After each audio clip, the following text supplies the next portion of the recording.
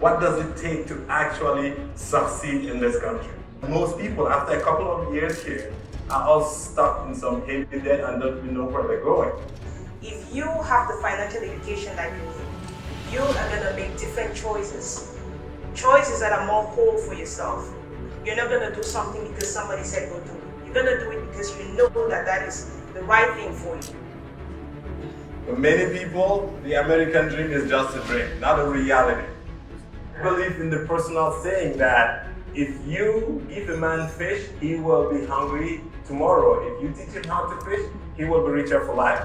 It's twisted in our minds that money can't buy happiness. Well, it does. It just doesn't buy you fulfillment.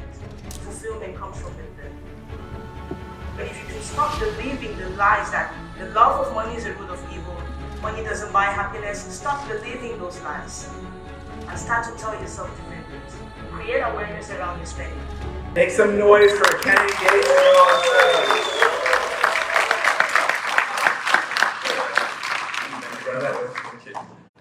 Everybody here, let's be open. I'm going to be very insensitive tonight. We're going to talk about money. We're going to talk about poverty. We're going to talk about being rich. And the reason I want you to be comfortable with these words is because we did not grow up talking about them. I've done a few tests on social media. I put a nice pair of shoes on my car and people said, your car is beautiful. That pair of shoes is beautiful. But if I take the money that I used in buying that pair of shoes and hold it in my hand and take a picture, people get very offended. They think I'm being proud. I tell them, no, it's the same thing. It's the same pair of shoes. It's the same money. The thing is that we are not wired to be comfortable when talking about money or seeing money.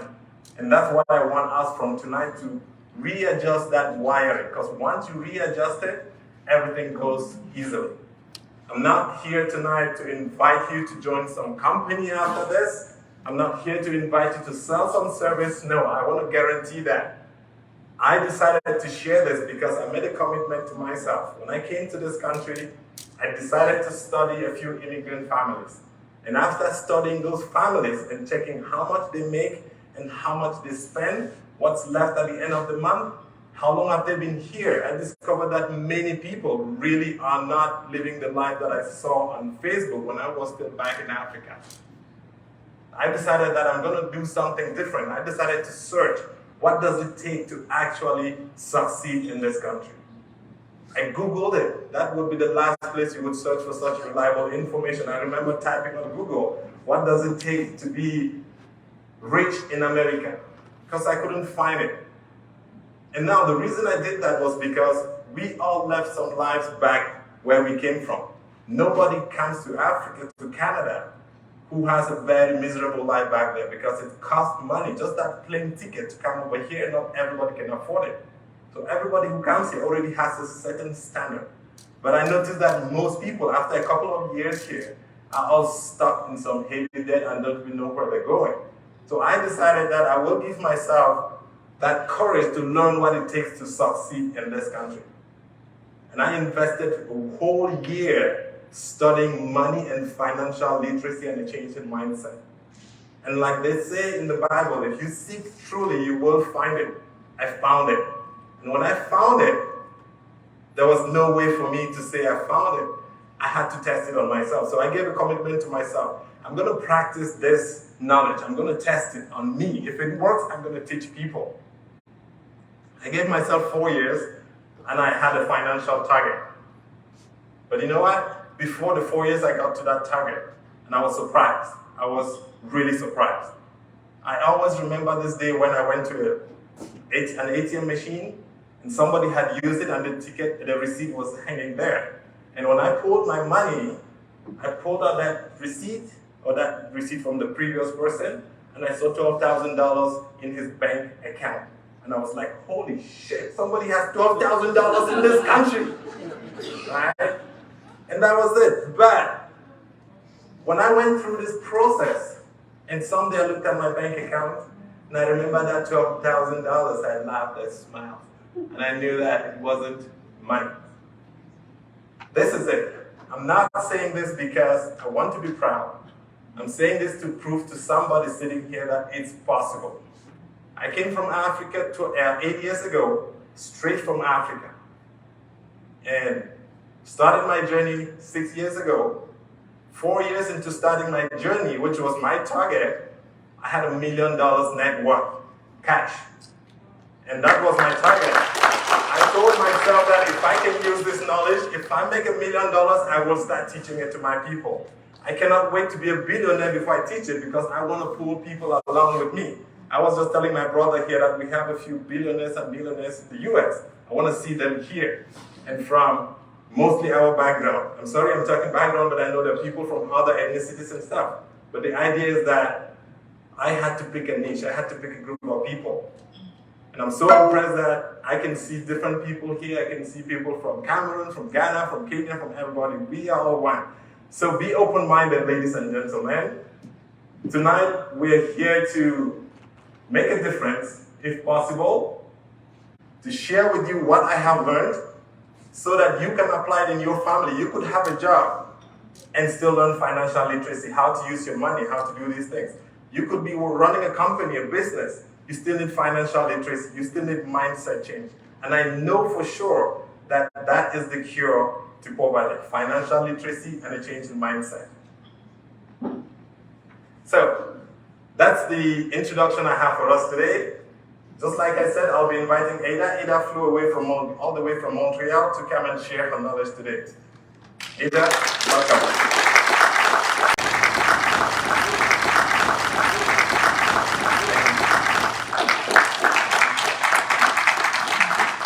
It belongs to Rise and Shine.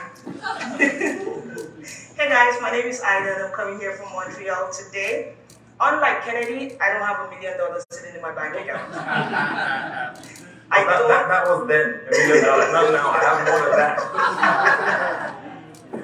And unlike Kennedy, I might still be impressed to see somebody with $12,000 in the bank account because I know a lot of people don't have that. And I was interacting with a few of you before.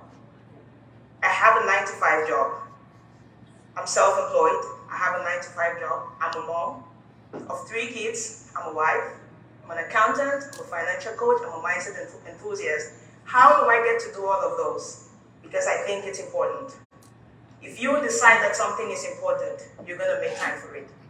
So right now, I am on a mission to bridge the gap between financial inclusion and financial education. What does that even mean?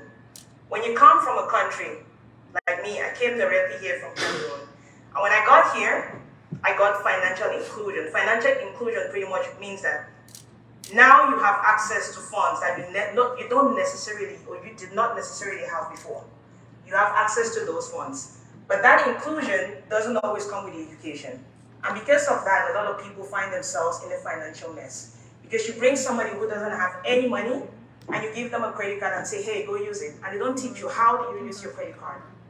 And because that happens, people end up with a lot of debt. Most people who here got the advice that said, just pay your minimum and you're going to be fine. I did.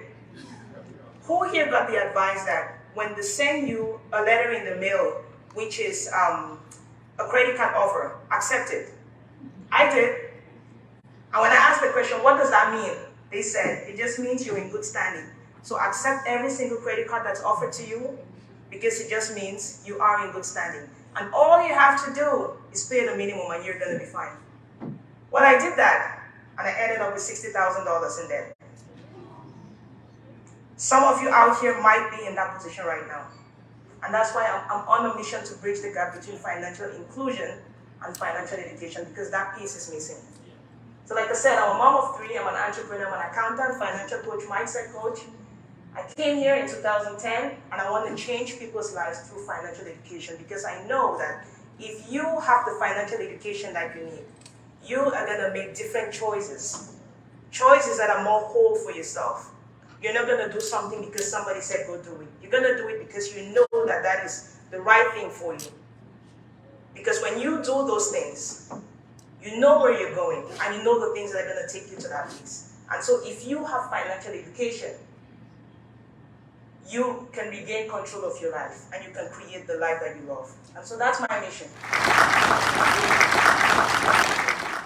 Coming back to me, I know you guys might want to know what I do, what I've done. There's some people here meeting me for the first time. My name is Kennedy Gates. My personal story is that, I'm a mindset enthusiast, you can tell. I immigrated to Canada 9 years ago, and then did the research to find what the American dream, because everybody has this American dream. But I was telling some friends that I now understand why they call it the American dream, because for most people, it's just a dream. Who here agrees with that? For many people, the American dream is just a dream, not a reality. I believe in the personal saying that if you give a man fish, he will be hungry tomorrow. If you teach him how to fish, he will be richer for life. The thing is that I started researching the true cause of poverty, because I come from a background of scarcity. And I know that sometimes we turn to cover up the real solution to our problems. To be honest, if you ask any person, especially an African person, I talk from reference, what's the cause of difficulty in this country? They will tell you it's the president, it's the government, it's the corrupt things. We have all these reasons why it's not working. I'm not saying that the government or the president doesn't have responsibility, but when I researched all these things, I came to one small knowledge, and this knowledge said that the true cause to poverty, or the true solution to poverty, is a change in mindset and it's financial literacy. Regardless of where you are on earth, if you have those two, you will become financially blessed. So, what I mean is that when I found this thing, I realized that maybe that's what we need back there. Because reality is, if you were broke back there and come over here and after 10, 15 years and you're still struggling, the problem is not the country anymore. The problem is not the president anymore.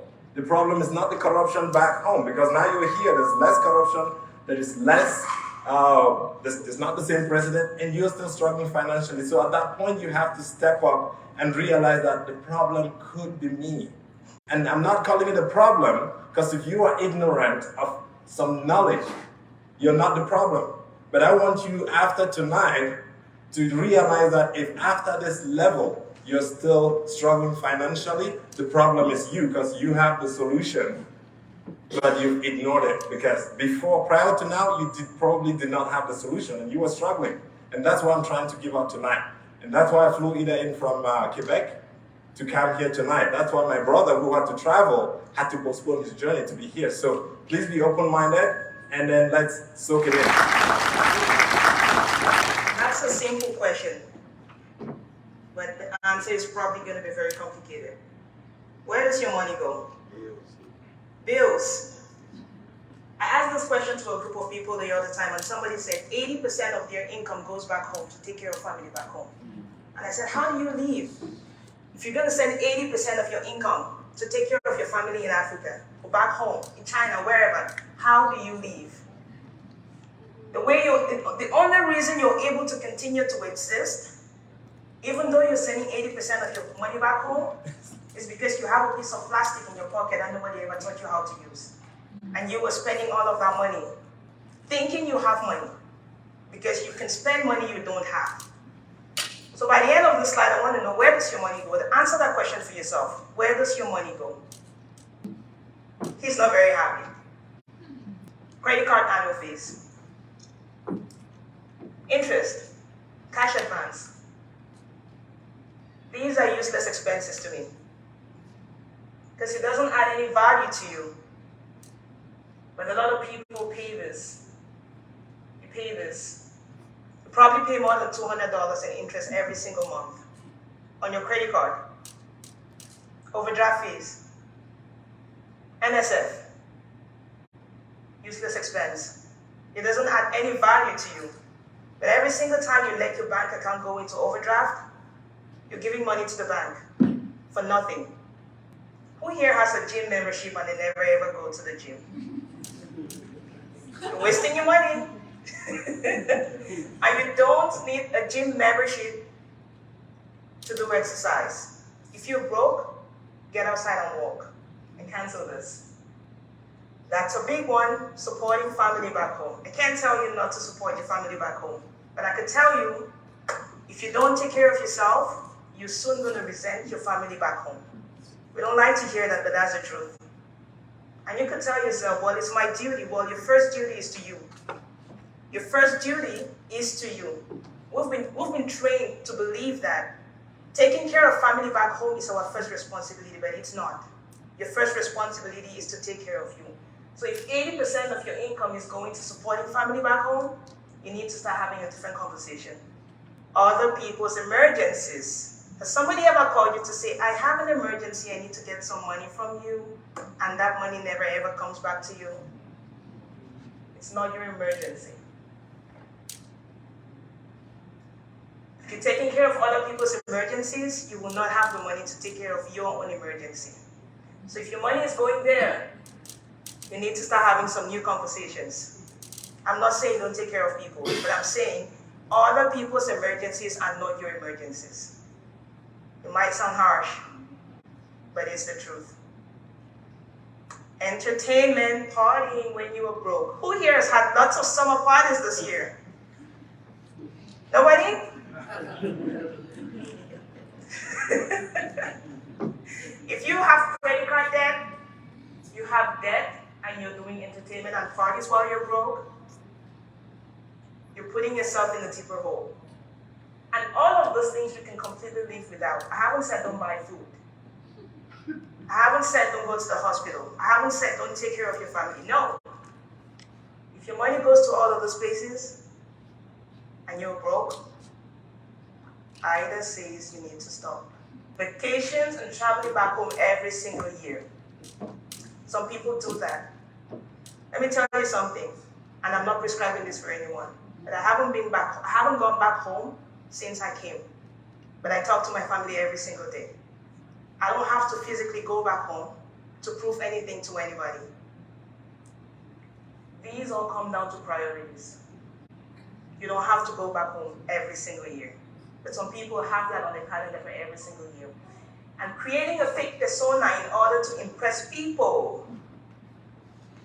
If you're driving a Mercedes, nothing against Mercedeses. If you're driving a Mercedes, what's wrong with a Toyota?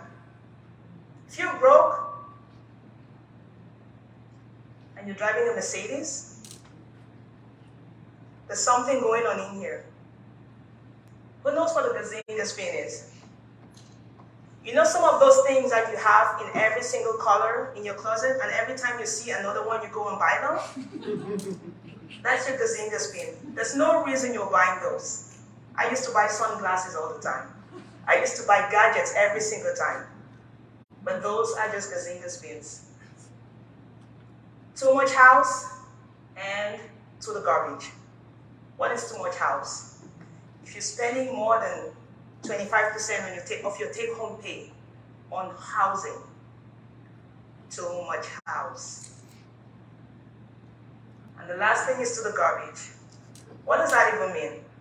We go every day to the grocery shop, we buy a lot of groceries, we come home, we stock up our refrigerator so it's gonna look good. At the end of the week, where does it go? It's spoiled. It goes in the garbage. If your money goes there, you're the only one who's making it to go there. You are causing yourself to be broke. So I hope you can write down on a piece of paper where your money goes and start to take inventory for yourself and see what changes you need to make. So the reason why Ida had to go into all this, which sounds a little like a deep dive, is because she's a financial coach. When she takes on people, she goes deep into all their money, everything, and when she finishes going through all your expenses and your income and stuff, she shows you those ways you can canalize your money in a way that stays in your bank account. Because in reality, many people have a paycheck and before they know it, it's gone. So that's why that was like a deep dive, fast going into your money. She doesn't have a problem with Mercedes and stuff. I like fancy things too. I like them too, but I'm going to buy them right now. Now, I want to go back again to the idea of mindset and why we have to talk about this. I'm more of a mindset person because once this thing has changed, your life changes immediately. I like this picture, which kind of shows, I'm going to try to explain it. You see this other side of the picture, the right side? This side here? This looks like a neighborhood in Douala where I used to live at some point. where you have all those small houses packed up together, misery people suffering. And on this side, you have nice luxury living people, and there's a wall. You can see a wall separating these two people. This is how the reality of our society is, because in that same neighborhood where you're struggling, there's somebody there who has a lot of money. The poor and the rich are kind of separated by a wall. And the reason I brought this thing is because on this side of the wall, on this side, a lot of people who are found here living paycheck to paycheck try as much as possible to cross over on this other side. Many people. And I will give you an example. We travel abroad because we want to live good lives. I work in the healthcare industry. Every healthcare aide wants to become a licensed practical nurse. And I've talked to licensed practical nurses who've been working for 5-10 years and they don't have money. And they think that the registered nurse is the person making good money and they're all planning to go back to school. I talk with registered nurses who've been working for 5-10 years, they don't have money. And they tell me that practical nurses are the people who are making real money. And I've talked to practical nurses, they tell me no, the doctors are the only people making money in this country. And I've talked to a medical doctor, and he told me, Kennedy, I've sacrificed my whole life to be where I am. I have over $200,000 in personal debt and loans and school loans and stuff. I have to live at the category of a personal doctor. And although you see him in that office, he's just as broke as a healthcare aide. And in my business, I get registered nurses who work with Alberta Health Services and are retired, and they come and apply for a healthcare aide job. And if you go to Walmart, you see retired people working there. So you go all the way to the top and then retire and then come back again to look for that healthcare aide job. There must be a missing link. There's a problem somewhere. So people here, they do all these things. They go back to school, get multiple degrees, they travel to different places. They do all this because they want to cross over here and live this life. And you know how I call all they do? It's like standing to get a bus, and then you see a wrong bus, and you hop on that bus, and then you realize that this is the wrong bus, I'm in. And instead of getting out of that bus, you change seats in the bus, hoping that you're going to get to a different destination. No, you have to leave that bus and get on the right bus. You will never get to your destination. So people here, they are experts at changing seats in a bus. But there is a gate that separates these two people. And you know what that gate has? It has a code. If you understand that code and press it in, it opens and you cross over to that side. And that code, ladies and gentlemen, is financial literacy and the right mindset. You don't need a master's degree to be rich. But if you have financial literacy, you're going to hire master's degree people. Who knows rich people who never went to school? We all know them. Why can't it be you? I decided that I'm going to be on a journey because I know that my money constitutes 80% of my life in this materialistic world we live in. Everything here is money. This chair costs money. Your clothes, your cat, your phone, everything. So if you can make enough money for yourself, you can do other things. God can act through you, but you need the resources. And that's it. I'm going to bring a diagram here, which I personally created. When I mean created is because like I told you, I studied a lot of immigrant families, and that's the thing. I like working with new immigrants because when new immigrants come here, they're still flexible. They have a chance to restart their life and give up and take a new path. But if you've been here for 15, 20, 30 years, you might be deep and hooked up already in some debt. And to get you out of there, we need a more complex plan. So when I studied immigrants from the time they get here to the time they get into that machine, because I call it a machine. These days I call it slavery through debt, because in the past it was slavery through labor that would force you to work. But these days there's a tricky way of getting you into that labor cycle and debt cycle, and you become literally a slave walking the streets.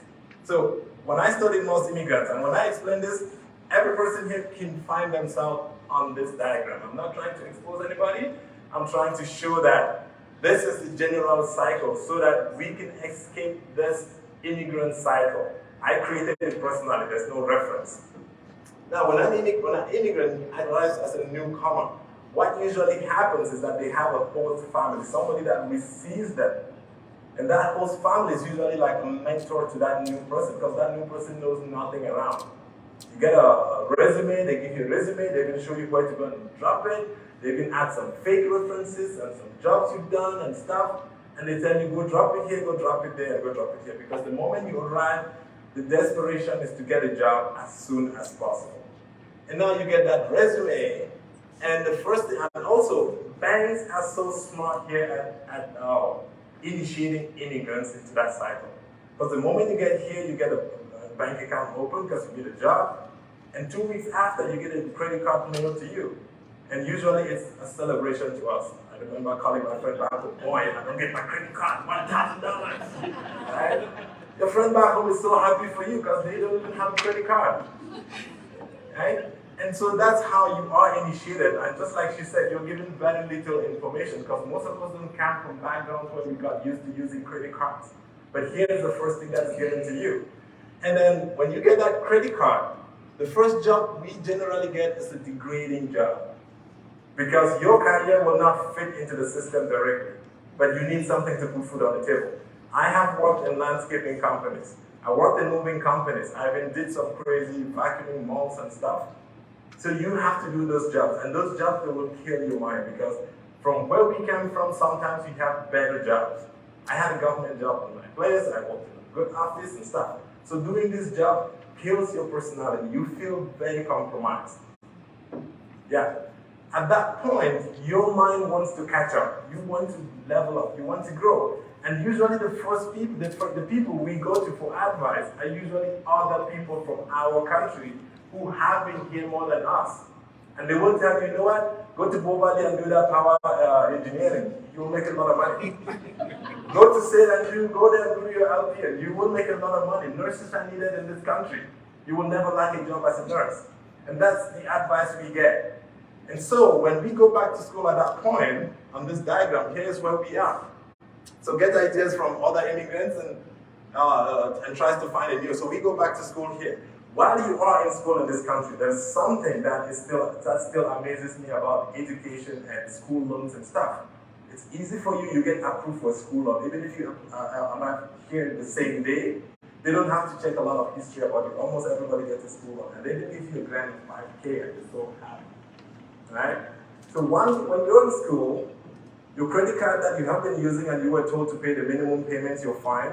Something is going to happen back home, an uncle is going to die or something, and you're going to send money a little bit from that credit card. Of course, you're in school, you know when you graduate, you get a good job. And that's how you have the first level of loan, which is your student loan and your credit card.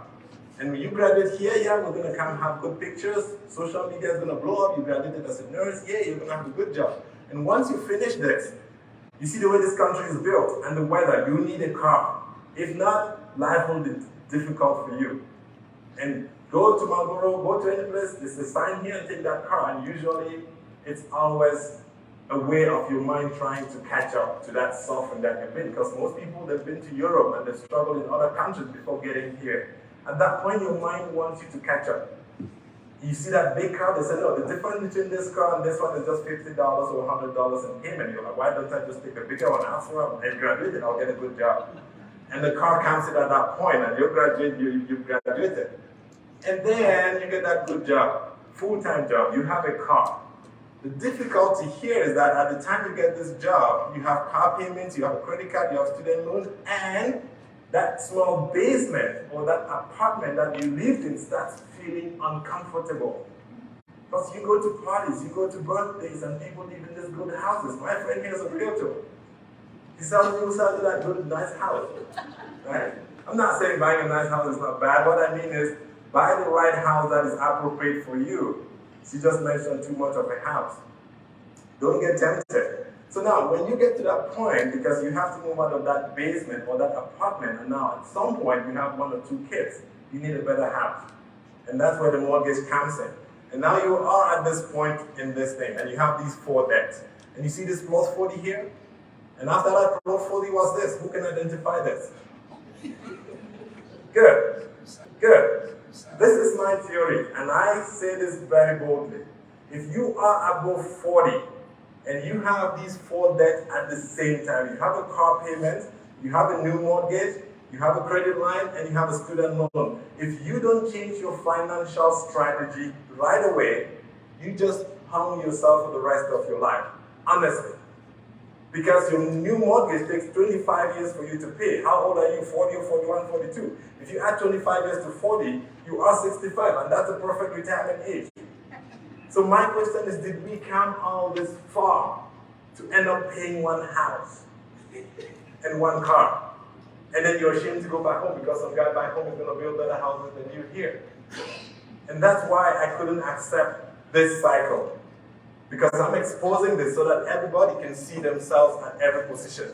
And if you get to this point, your kids obviously absorb that pattern from you. Because they've lived in the house, they've seen you take decisions, so your kids get initiated into that cycle at this point. So they get some degrading job, send them to important, do this crazy thing, they think it's normal. They take a student loan before going to university because you don't have the money to pay for them. And that's how the cycle now goes in and becomes a foundation. So I call this the immigrant cycle. When we're done with this, I'll give you this. I have this in PDF.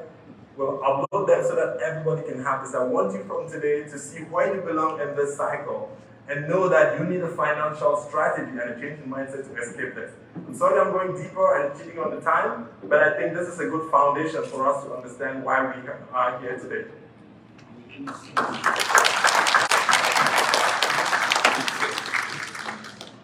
I want to start off by identifying where I was on this immigrant cycle and where I fell off. I came from here, had a host family that was amazing. I started with a degrading job at a telco. Who here has worked at a telco in Montreal? Call center. People say all sorts of things to you on the phone. Go back to your country. Lots of things, right? I was an accountant back home. I worked in a multinational company. I was the accountant there, and I had people under me. Lots of you guys can relate to that. And I came in, and I was working at a place where they would insult me for my accent, insult me for not knowing which direction Saskatchewan is located in. Is it east or west? I don't know. I'm a new immigrant. I don't know. I went back to school because my accounting degree was not equivalent to the accounting degree here. I had to go back to school to learn accounting so I could be equivalent to the ones here. Right here, I chose to get out. So there's no way, with all the things I know, there's no way I need to go to school to prove that I know the things that I know. I got out here. And so I had a bit of student loans, I had a credit card debt, but I broke my cycle right here. There was no graduation. My mom is still mad at me, but I'm okay. You guys have to make that decision in your minds to be okay with certain things. It's your life, it's not anybody else's life. Figure out wherever you are on the cycle and break out of it. It's gonna be uncomfortable, but you need to do it. If you want to change it, you need to do it. And only if you do that, can you go from surviving to thriving. Because right now we are surviving. A lot of people are just surviving. And if you're in survival mode, you shut down your brain. Your brain cannot do the things it's supposed to do because the brain is created, and I'm no scientist, but I've read about this. The brain is created to keep you keep you surviving. Like it's there to protect you from any imminent threat. So if your threat is the threat of financial security, your brain is going to be in that mode of trying to protect you from everything else. And so you don't think of anything else apart from surviving. But you can go from surviving to thriving and become the person that you were meant to be. But it's on you, it's not on anybody else. Awesome. Thank you so much. Wonderful.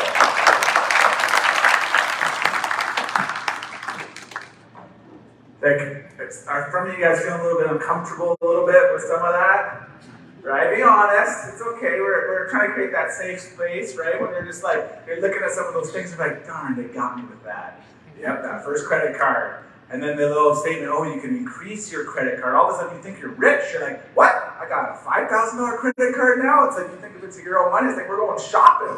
It's like, it's so funny how the trap gets us. And the reason why I want to say funny is because you want to bring light to it, because I think, again, as we talk about financial literacy, we talk about these conversations, we start feeling very awkward. Because the reality is, we look at our neighbors, we look at the social media, we look at those things, and we see people partying and doing all those things on that list that I just said. And we're like, oh, I should be doing that. That's what I should be doing at this moment. And so when we think about those areas and we're looking at it, it's okay to be uncomfortable in your seat right now. It's okay when you leave here to be uncomfortable, but now it's about that knowledge. What do we have to actually break through that so we don't put judgment on ourselves for being trapped in the system that's created for us to be trapped into? So there's no real judgment or shame in those scenarios. All of us come from a different background, different education. I came from a single family where my mom just tried to put food on the table and raise us. We didn't have the lessons that she learned. I remember when she had $20,000, I was like younger, I was like 17, 18, I was like, oh, this is so much money. I walked into a financial advisor's office and said, hey, I got to help my mom with this money. It's so much. It'll be, can we work together? And I could see him looking over like, what? This is the account. Like, where else is the rest of the money? Because I thought that was a lot of money, right? But it was like perspective. And I think for us, I would have loved it. And I've been in the financial industry for close to 2 decades. Is when I sit down with that person that has that same situation, I wish that advisor can just say, oh, that's awesome. Let me educate you on this. Let me take the time, even though it doesn't have a few more zeros on it, to work with you. But all of this has to come with this thing in our head. And I know Kennedy said it already. He said he's an enthusiast with regards to the mindset. And so this next section I'm excited to talk about, because before we really dive into some of the financial concepts or thoughts, at the end of the day, you can learn all of that if you have that mindset of shame or disbelief in yourself, or you don't believe that you have value as a human being and you don't deserve anything. Guess what? You will never have those things because you'll continue to self-sabotage it. So mindset is so important, and I know you came here for a financial literacy thing right now. We're just been talking about mindset all the time, but trust me, it is the biggest differentiator. So welcome back to the States. Kennedy Gates is going to talk about this next section around mindset. Thank you, Kristen. I am assuming that we have some Christians here and Muslims and everything. Who here has heard the verse, as a man thinketh, so is he? Have you heard that word? Now let me tell you my story about Christianity and everything. I want to be honest, and we're not judging people here. This is my true life. I went from being a great good Christian to hating Christianity and then to becoming highly spiritual now. I don't know if that makes sense. Now this is why I did this. I followed everything that was in the Bible. I went to church every day. I come from my dad was a deacon in the church, so I started reciting memory verses when I was still very young. But after growing up and turning 27 and 30, I realized that there was something missing, because all these things that are preached here in the Bible is not in reality what I'm seeing, because I come from Africa. We've been praying for hundreds of years. Not hundreds, probably the white man came up to us. And I'm going to be not insensitive. I know we have friends here, but I talk openly about races and stuff. I don't get sensitive. So don't be sensitive if I say white man or black man or Africa or stuff, right? So I realized that what was preached and what was written was not the reality I'm seeing. So there must be something missing. And because I could not find that missing thing, I decided to ditch Christianity as a whole and hate it. Because you cannot promise a good life, promise me all this, but the reality is I'm suffering, my family is suffering, my community is suffering. So when I went into my personal development journey and went higher, because you start from learning financial basics, how to manage money, how to do these things. At some point, you start going higher. When I started getting higher and dealing with more affluent and leaders and people, I realized that they are highly spiritual people. And every time they talked to me, they would reference verses from the Bible. So I went back again to the Bible at that point. And now going back, I went with different eyes to see the truth that was there. And when they say the truth shall set you free, it's because we've not been trained to see that truth. Honestly, if you find the truth, you will become free. And freedom means financial freedom. So when I decided to go back in there, and there was that verse that says, as a man thinketh, so is he. This means that your thought is everything about you. Now I want us to look around this room. You see objects. You see phones. You see this thing. Where does this come from? Where did it come from? This was a thought. Somebody thought about this thing. And that thought led them to do something and somebody designed to do it from a thought. This room we're sitting here would not be here if somebody did not conceive an idea of building a hotel. If that architect did not conceive that idea, if that engineer did not have the idea, everything we see around us is a thought. When you start seeing life from that perspective, you now understand why that great man said, as a man thinketh, so is he. This means that your whole life is a result of how you think. And that's the core of what I'm trying to pass through. If you can only change the way you think, your whole life changes. I promise you this is true because I tried it on myself and it works. So coming to that, I'm going to the point of saying that everything is a thought. Of course, I just said that right now. And I'm going to come to the neuroscience of culture. I'm not going to go deep into this now because we're not in a master class here. But I just want to explain to you a few things how you came to be where you are right now. We all come from somewhere, a family, an environment, a village, a cultural environment, and we always hold tight to where we come from, that identity. And sometimes we don't realize that that identity is the result of who we are today. Now I'm going to explain to you how this all comes together. Everybody has a brain. That's true, right? Everybody has a hand. Our bodily structures are all almost the same. And that's what I call universal or the gross anatomy of the brain. But if you go in every person's brains, the way the brain is wired is all different. That's why we think differently. And that's what I call the minute anatomy. And after all, I have to give credit to this knowledge from Joe Dispenza. He's one of my mentors in terms of neuroscience. What differs people, or what's the difference between the gross anatomy and our minute anatomy, the way the brain functions? And from our research, the way your brain functions is based largely on your culture. And your culture depends on the area where you come from. Because if you come from Tanzania, you probably are from a village in Tanzania, because not all Tanzanian people have the same culture. If you come from Cameroon, you probably have a specific culture. If you come from a certain area in Cameroon, just like somebody comes from the Igbo land, they have a different culture. So this culture composes of our customs, traditions, language, skills, habits, attitude, beliefs, history, art, and social structure. That's what comprises what we call culture. Can anybody agree to that? Yes. Now, if you think that your culture is based on all these systems, and these systems, where did they come from? They came from our ancestors.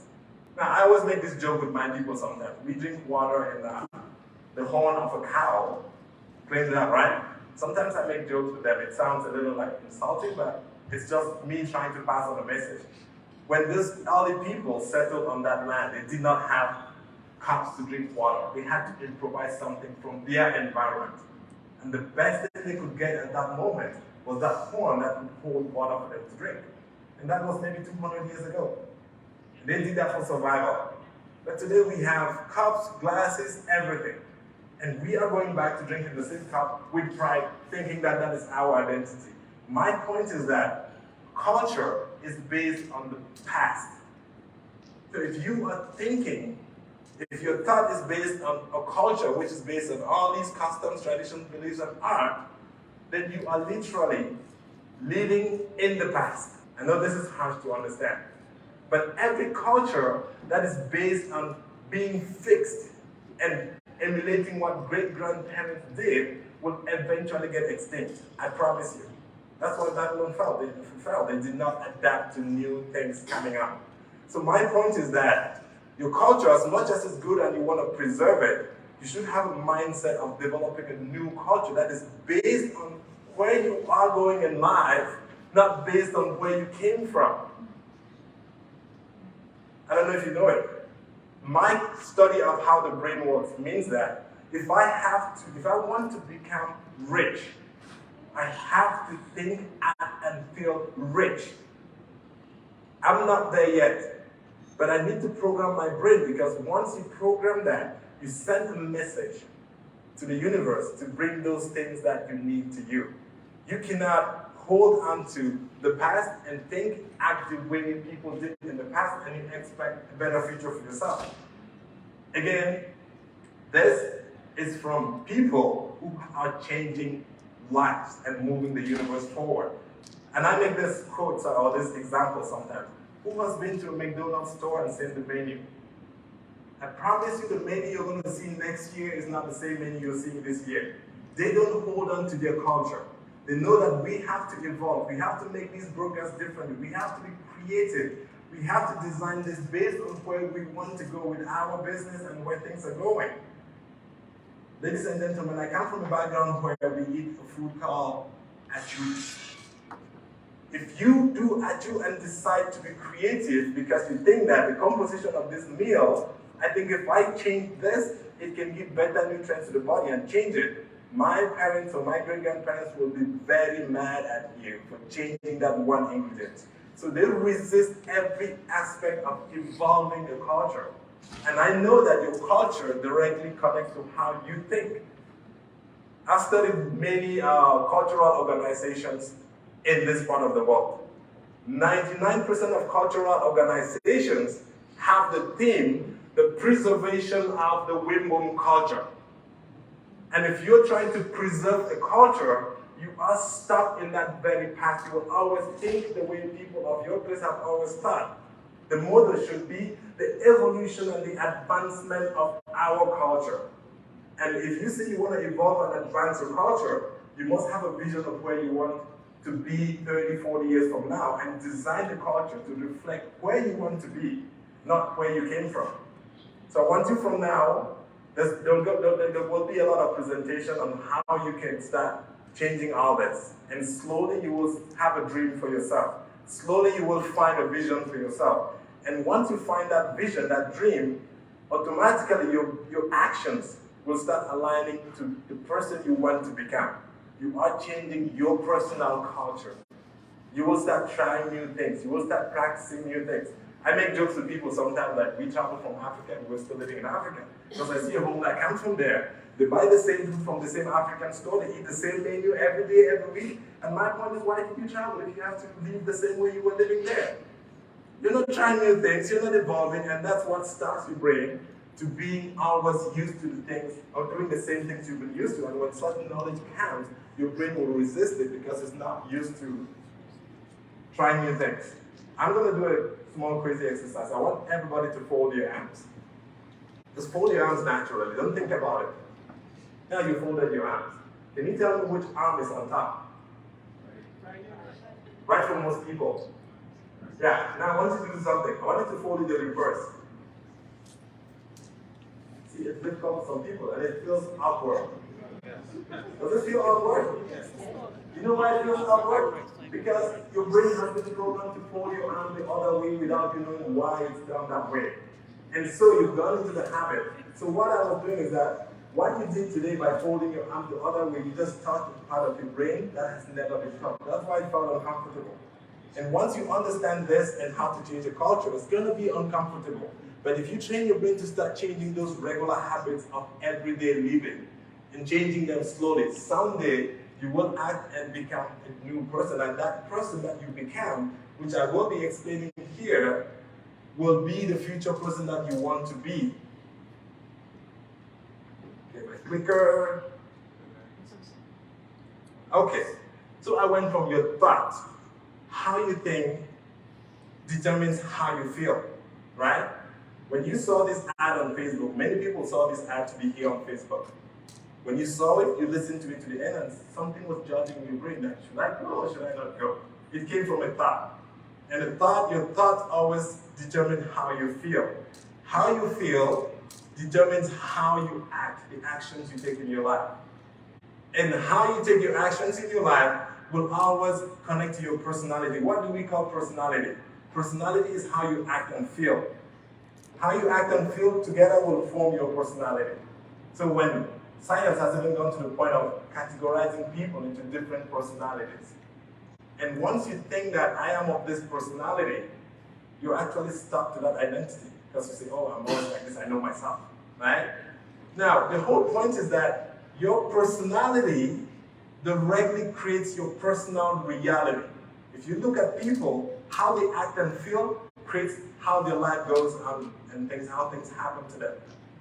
This has been proven a million times, and that's the message I want to pass on to us, because once we understand this foundation, when I start teaching you about money and how to change your money habits, and you start following it, you will create a new way of feeling. Of course, your body's going to resist it because it's not familiar.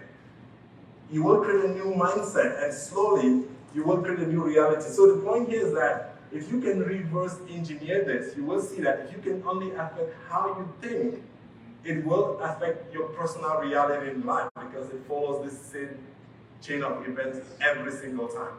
And to be open and flexible means that although society has labeled you as a Capricorn, a Pisces, a this person, you can actually change your personality. Because if you don't change your personality, your personal reality will never change. If you look at all wealthy people, they behave in a certain way. They have common traits. If you look at the less wealthy they are, they behave in a certain way. So that's the message I'm trying to pass tonight. I know it's going to be an initiation tonight, but that's the whole point. The whole point is to set you on a path where you can start asking questions. Kennedy, how do I change the way I think so that I can get there? And I'm 100% open to showing you exactly the path I took. Over the years, I've opened businesses, I've done things. I did something just to prove to myself I can do it. I run a home care business for seniors, and I still do it. I would answer the call and go to a home, and when I go into that home, I can feel the tension in those people's minds. Because one, they did not expect a man to come and do an assessment for a home care business. That's something women do. They expect a woman, maybe some blonde hair, to come in and do so. And I need to step in. And the second thing is not just a man, it's the black man, which makes it scarier. I'm not saying that they're scared of us, I simply mean that when you're not familiar with some other kind of person, you kind of feel that fear in you, and they see us on the street, but not that close in their home. Maybe that's the first time a man of color is coming into their home. And the combination of two makes it harder for me. But because I trained myself so much on these things, in that moment, I remember all I have trained myself to do, and I put them at work, and after 15, 20 minutes, somebody said, Kennedy, I like you. In my head, I'm like, yes, you're going to sign the papers. So I did that, and I tell people, if I could do it, anybody can do it. That's why I wanted to do it. Been into real estate, bought houses, have many tenants, renting.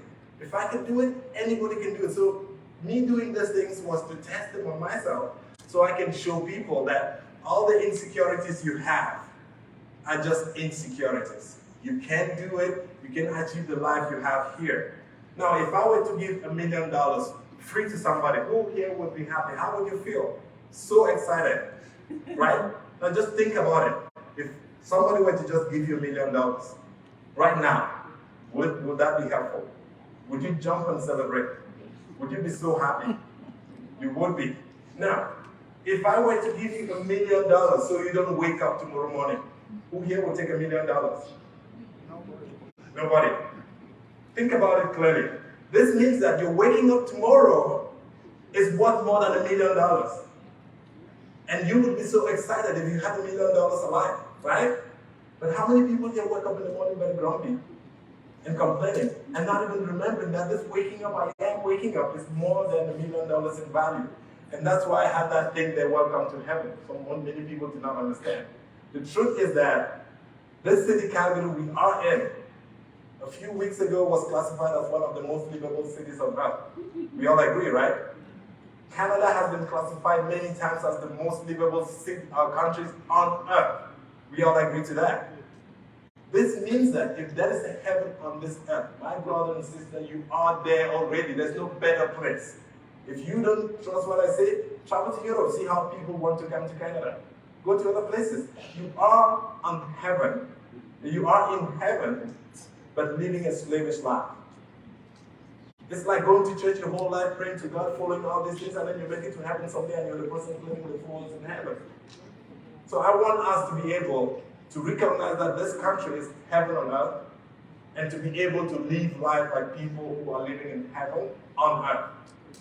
You can live heaven here and live in the other heaven on Nigeria both. You don't have to sacrifice this one for the other one.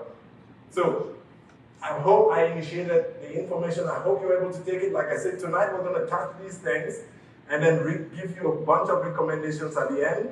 I'm going to have a lot of recommendations when I get to the end, and then hopefully you can go out tonight with this new consciousness that I have to do something. And if I can actually show you what you have to do without recommending what I want you to do, because the whole point is that you get to the point where you want to be successful for yourself. I'm not recruiting anybody to go to any company. I'm not asking you to quit your job. A lot of people work on jobs because we need these services, but you need financial literacy on top of all that. If not, you will just be another slave walking the streets of Canada. Thank you.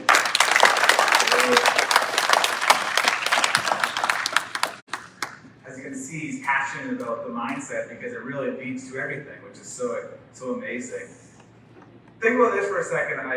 I realize in our lives through the circumstances that happen that we start to believe that things are just not possible.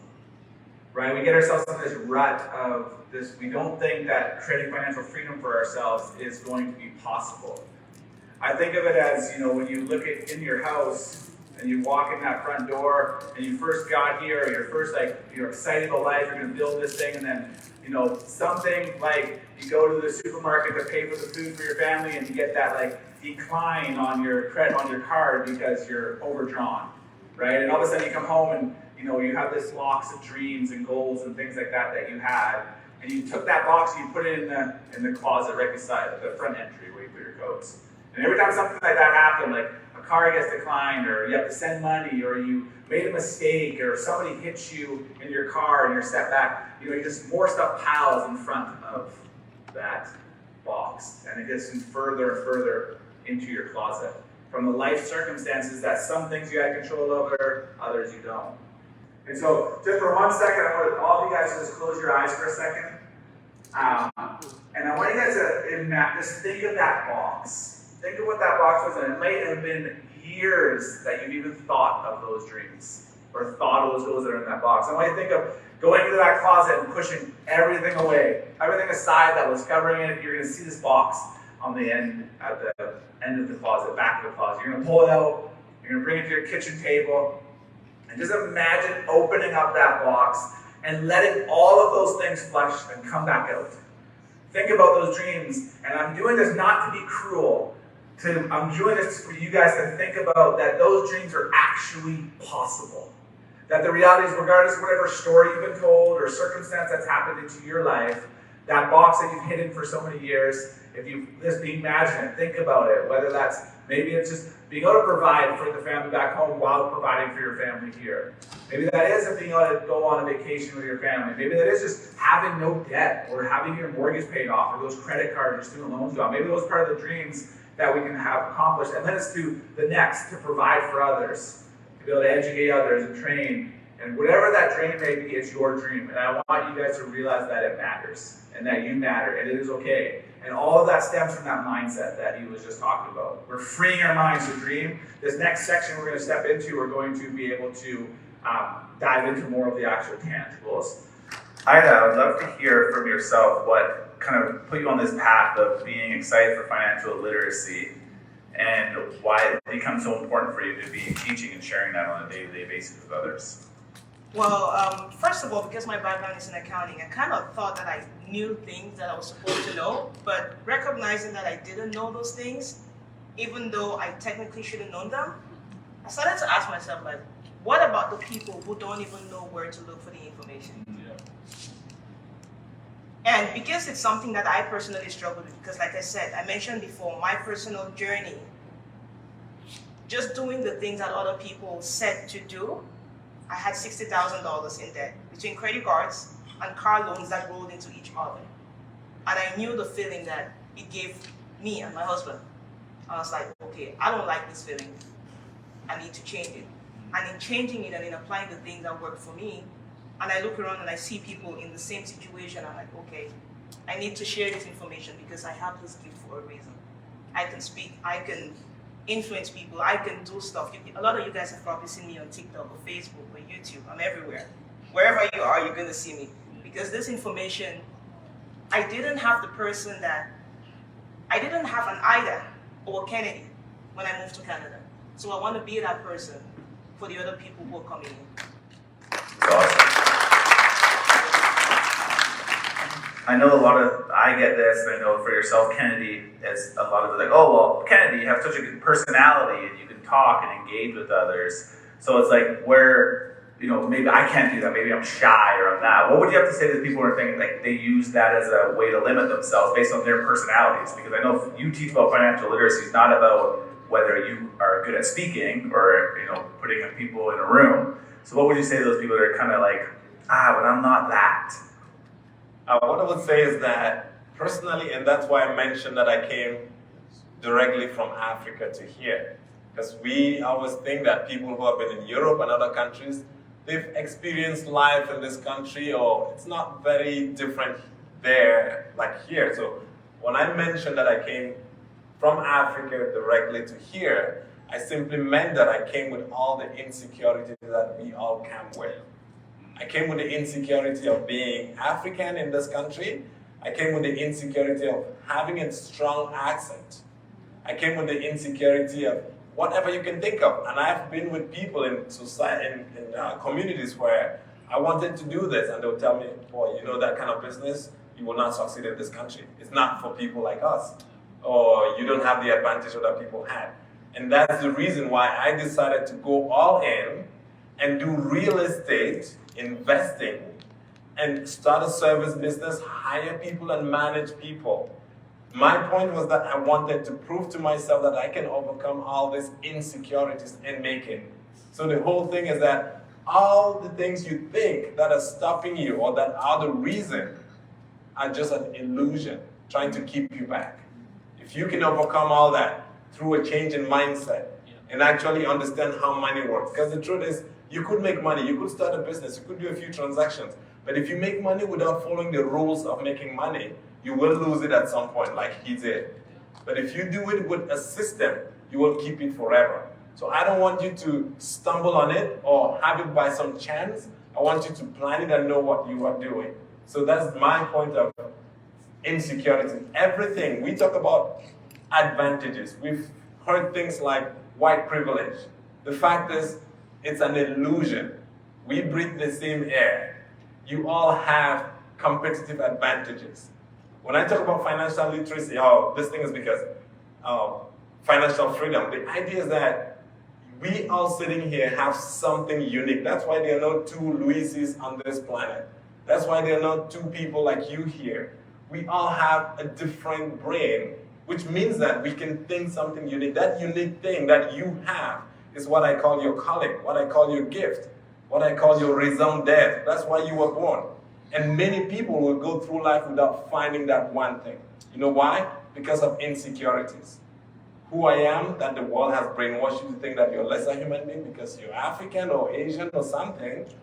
And the second thing is that we get too busy struggling to survive.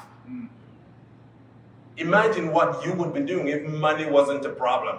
If I ask that question, this friend will tell me, I would be doing this if money was not a problem, right? And when I get asked the question, Kennedy, how do I find my calling? My answer has always been the same. You find your calling by quieting all the distraction. And the number one distraction is your need to make money so you can pay all the expenses and bills. And so when I take people through a journey to get them to a financial freedom level, financial freedom does not mean you are rich, no. Financial independence doesn't mean you're rich. It simply means that you've gone to a point where you don't have that pressure for money. Your financial demands will keep you so busy in life that you will not find your calling. And That's great. Frank, you mentioned that you had a couple of things that you have to start from scratch. In those moments, and I know a lot of people right in this room have had those experiences, what was it for yourself that allowed you to kind of like focus and not just completely shut off? What allowed you to kind of step to where now you're at that place where you're like, I'm glad that I didn't quit. But what was those in those moments? Yeah, I'll say it was really the passion for it, and really the higher calling to know that I've got, because the other thing since I told you earlier that I've always been called by prophets, those of you that are Christians will understand this, called in front, you're going to be this, you're going to travel all the world. But where I was coming from, the ministers there, the pastors were very poor, but very powerful in the word of God. You know, they preach until the roof can fall, but they were very poor. I'm saying, Lord, how are you going to send me all over the world, but I'm so poor like this? So that kept on really giving me that mentality. And also, as I succeeded in something, the fact that I didn't get the what they are talking about, I didn't grasp it. It didn't really enter into my system. The failure didn't enter into my system. There's something that I noticed as I saw that success can also make you fail. What do I mean about that? In Africa, when you have success, they see your car, they see your Range Rover, they see all these things. Everyone calls you too. There is a business there. There is a business there. So if you are not careful with your success, you end up entering in all these businesses. So I did that. I took money now, I've made the millions, couple of millions, I've got money in the pocket, something comes up, you go in there, you lose all of it again until you learn. And that's why I said earlier when I started, failure, you must be able to absorb it. Absorb means it must enter into your bones until you know what it means, you know? So that once you have success, you are able to say, okay, when I'm studying it again, I'm able to calculate with wisdom and all what they are talking about. Like I said, I didn't have all this before, but I learned on the job, in other words. Yeah. Awesome. I'm going to ask a couple more questions, but for any of you that have questions, the next thing I'm going to let you guys kind of raise your hands and we'll bring a mic over to you to ask a question of anyone that's on the panelists just about their journeys or where they're at. For yourself, Ida, though, I was curious on you from your journey and where you've been.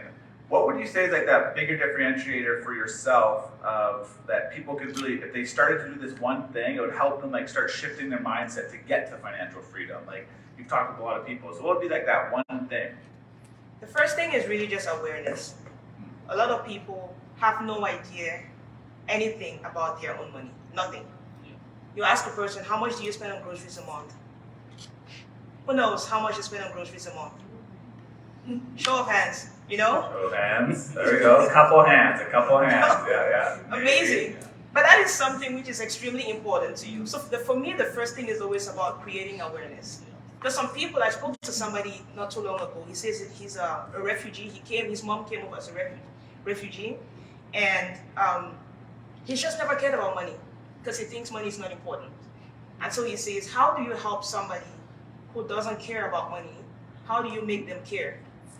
And I said, well, first thing is just awareness. I don't want you to care about it.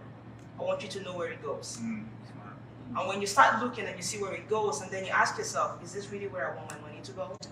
And if it is, fine, you're doing good. If it's not, for most people, it's not.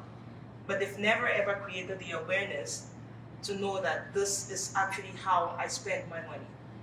And what you put your money on, it just shows like your priorities, you know. If you're spending all your money on, I don't know, booze, there's nothing wrong with booze. But if you're spending all your money on booze, then you can be complaining that you don't have money to do this other thing because you're using it on this one. Yeah. So it's just about creating that awareness, the first thing for most people. I like that. Kennedy or Frank, do you have a similar answer? And then anyone has a question, just raise your hand so I can get a mic over to you. Thank you. My question is this. I will first of all start by figuring out why we are so trapped in debt in this country. It's because we don't have the means to grab that finance without asking from someone. So we probably rush to the bank, we grab credit cards, we grab student loans, and all the credits we can get on. So my problem is to break this bondage. How do we screw up the system? How do I dip my fingers into the system that I can do those things, live comfortably without having those debts? Am I understood? Yeah, it's very clear. Kennedy, do you want to take my take? Yeah, I can take on that. You mentioned how do you get access, if I understood properly. How do you get out of debt? We have two things here. Yeah. If you go to the bank, it's easy to get a credit card than get a line of credit. Because they keep eating from you all the time with a credit card. So since we have desires, we have needs, we have ambitions, but we don't have the means. So we are forced to get into whatever we can lay hands on, and then we are created. We are forced to go into mortgage with a 5% down payment, and then we end up just getting paychecks and paying mortgage and paying loans and stuff and accumulating more debts. So my question is this: how is there a way we can beat around this system? Because we know the banks, they need that system to screw us up. Is there a way we can beat around the system and then screw them to us and live comfortably? Thank you. Okay, I hope there's no bankers here. No offense. When I go to the bank and I talk to the bank manager, I tell them clearly, I'm not gonna lie, I have two people I deal with very carefully. It's the bank and the government. I'm not saying this to you sitting here, I know you're just working in the bank, you're following a system. But the two people I deal with carefully, the bank and the government. So this is my whole thing. The solution to that thing you're explaining is, I'm not trying to sell financial literacy and a mindset, but it's financial literacy and a mindset. The whole point is that who here thinks that if they had capital, they would do business? Many people. At some point in life, we felt like if I could have capital, I would do business. That's what everybody thinks. And that's the reason why almost 80% of all startup businesses fail within the first 5 years. Because the whole point is, if I can get a loan, I will start a business and my life will be better. But let me tell you the truth now. Let me mess up your mind. You don't need capital to start a business, because the person who already has capital is rich and doesn't need money or business. You need a mindset and financial literacy. Once you have that, you will get capital from there. People have started businesses with nothing. When I tell people that I started a business with a computer and a cell phone, and I had no place, and I went from there to having an office, and someday I had 65 people that I was managing. It wasn't capital. If you still think that capital is the problem or the reason why you are not starting or not having money, you are still probably caught up in that general thing that everybody's saying. It's like everybody says, oh, gas prices, bills, bills, bills. When I was in Africa, I was so fed up of hearing people in America cry about bills every day. I'm like, God has taken you where I want to be, and you're there complaining about bills. I want to go there and see how those bills is. So it's easy to get caught up in what everybody else is talking about. But let me tell you the truth, brother. The problem is not capital. Once you get the mindset and understand money, you will know which credit card to use. You will know when to take it. You will know what to do with the money. And when you do that, you will grow from there. I use credit cards. I take advantage of the system the bank has. But I deal with them knowing that they are a business that want to take advantage of me. I have to be careful and be aware, and I have to take advantage of the services they are providing, because I need them too to grow. So the whole point is you, first of all, having the financial literacy. Like I said on that diagram, when most people come, they jump into a financial system that they don't understand. When that manager calls you at the bank for 5 minutes and talks to you, she is just saying what she got told to tell you. She just has a job at that bank too. And the person who designed that didn't design to prosper you. But if you know what you're looking for and you go into a bank, you will know what you can get for yourself based on where you want to go in life. You will know what credit card and how to manage your money. Honestly, I'm not trying to sell this thing, but I will tell you the true answer. Financial literacy and the right mindset will get you to use a credit card without falling into the trap. It will get you to get a mortgage. Mortgages are not bad. You will get a mortgage. You will know the type of house you need to get, and you will buy many houses, and you will prosper. So, I will repeat it again. Financial literacy, knowing the monetary system here, how the money works, is the most important thing. Having the right mindset and do this for a couple of years, you will tell a story and a testimony, and you will start teaching people. Because the truth is, once you understand it, you will want to teach somebody. Because that mindset will also teach you to not be selfish. That's why I'm standing here today teaching this. I could just focus on what I'm doing. Anybody else? We're gonna have a couple more questions. Right here, perfect.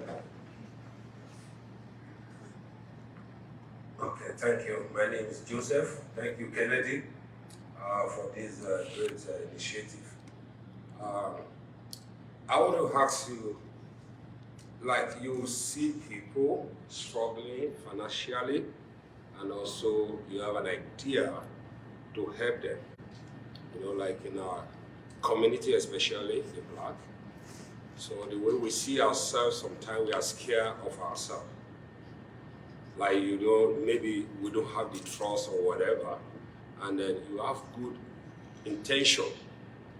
Just like this program now, I expected this place to fill up, right? But it's okay because people have dipped their hands into too many things that sparing 30 minutes or 1 hour will be difficult.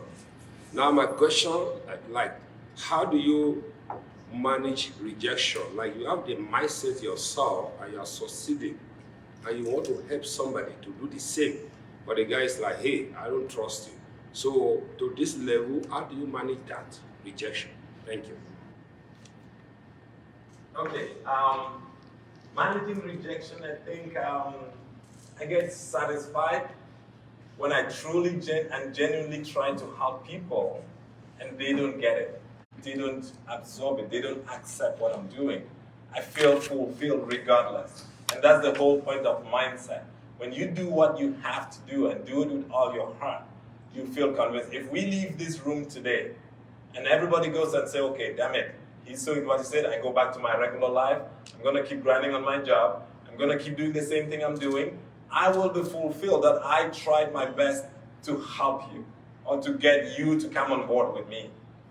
But if you leave this place and start, and maybe get a consultation with either, or try to meet me for something and let's design a program or something, I will be very fulfilled knowing that I'm leading other people with me, I'm taking other people with me. So the whole point is that when you do your best to pass on something, and sometimes I joke, I post on social media, I say one problem with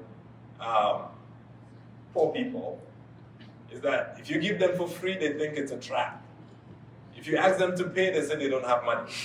And there's always that excuse on both sides, right? And that's why sometimes we're afraid to organize free things because people always have this idea that there's a catch somewhere. So the whole point is I do the best I can do. This knowledge I'm giving is not a marketing pitch, but we have systems that we can follow. There's no way I can give you financial literacy and a mindset now. But if you leave this place and make a decision every month to buy one book for $20 on financial literacy and mindset and read it and commit to yourself that you are doing this, 1 for yourself, 2 for your family, and 3 for the community you came from, I will be satisfied someday seeing that effect on your community based on this interaction we're having. Because unlike what people think that the government helps the people, our community is made up of individuals. Individuals come together to form a family. Families form a neighborhood. A neighborhood forms a city, and many cities form a country. So if I can change individuals, it will lead to changing their families. And the families, if you have a few wealthy families in a neighborhood, that neighborhood becomes rich. A few neighborhoods will lead to. So that's my top to bottom approach to solving poverty. And if you can understand that, from today you will stop blaming the government. You will never blame something else. You will seek to find the solution by yourself. Thank you. Great. Another hand. Right here, perfect. That's Dr. Rio. She has a unique name. Thank you so much. Thank you so much, Kennedy, for putting this amazing event for all of us, really. Because I believe that we all rise together and we rise to greater heights and we rise by fixing each other's crown. So thank you. I just wanted to compliment you. And am I allowed to add on my brother's my brother's point, whereby he was asking, how do you actually navigate around it? Honestly, you start where you are with what you have. Like Les Brown, who is my mentor, always say that you don't have to be great to get started, but you have to get started to become great in life. Because I believe that we're all destined for greatness, and inside of each one of us here, there are seeds of excellence. You show your seeds of excellence in a different way. But many people, many people have been crippled by their past encounters, and some have stepped over other people, like Gwenya, I didn't get your name. They step over other people to get to the top. But you know what? I believe that God has better plan for every one of us here. Your objective is just what you are designed for, and the reason why you live today. And I believe that, you know what, the sky is no longer the limit, but the sky is now our point of view. We are like there, viewing. So let's all rise to greater heights. Thank you so much, my brother, for putting this event. Thank you. Also to add to that, I would say from today onwards, you have to be intentional. I'm turning 40 in the next few months, but I'm totally debt free. Totally. So that tree that I've built for my family, it's so powerful in such a way, even their kids. So I've put some things back home in trust, or whatever I'm gonna do here, the developments we're gonna do here, it's gonna follow. I'm gonna start teaching my kids, because those traps that they were talking about. So you have to be intentional. Coming out from here is to be intentional and start from what is my first step. You cannot have faith there. You said, I'm going to have faith when I make double what I make now. You must have faith now, not have. You can't have faith that I will have faith when I'm there. You will have faith where you are, then you start moving from there intentionally. Thank you. Wonderful. Well, if you guys have any other questions, just write them down, because we're going to have a section you can come and ask some of the speakers at the end, but we just want to be respectful of your guys' time, so we're going to kind of move on to our next presentation with Ada. You're going to be sharing some information to everyone. So we're going to dive into some of the meat of that financial literacy and some of the actual tools and things that you feel use. So I'm looking forward to it. So everyone, if you want to, thanks to all the panelists for being up. That would be great.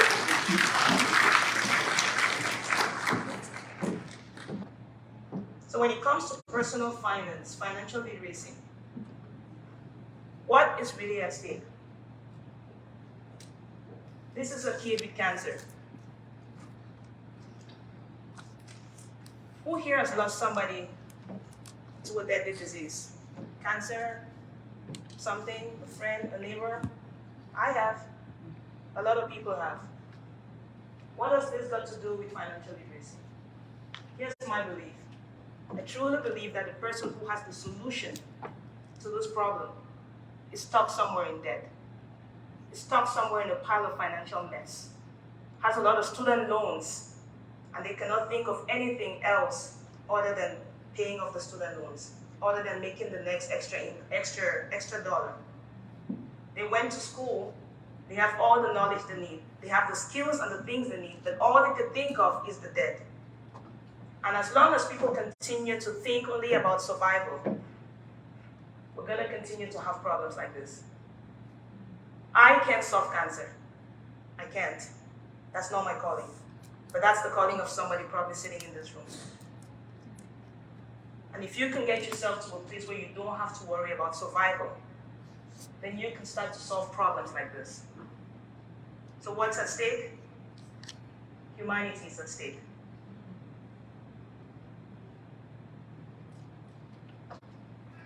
And to add to that, she simply means that if you go through life without touching your calling, you have done a disservice to human beings, because some people have suffered and you had the solution and you died with it because you were busy grinding day and night to survive.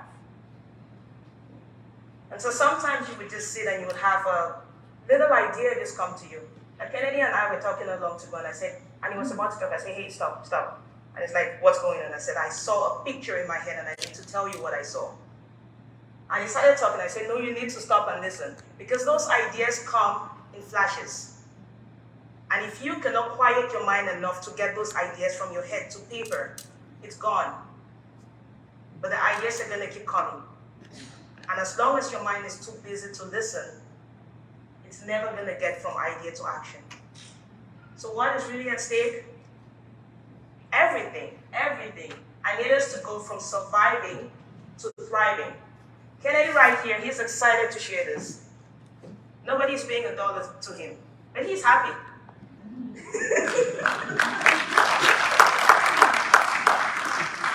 I spend a lot of time on TikTok. Who has seen me on TikTok? Yeah. Facebook. You guys have a lot of that. And some people are saying, how do you get the time to do this? So I said, well, it makes me happy, so I do it.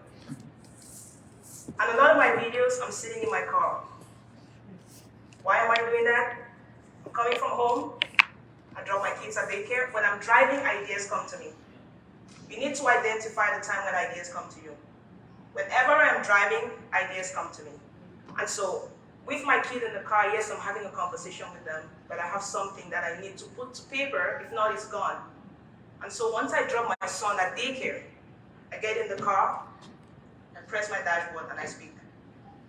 10 seconds, 10 seconds, 20 seconds, 30, 40.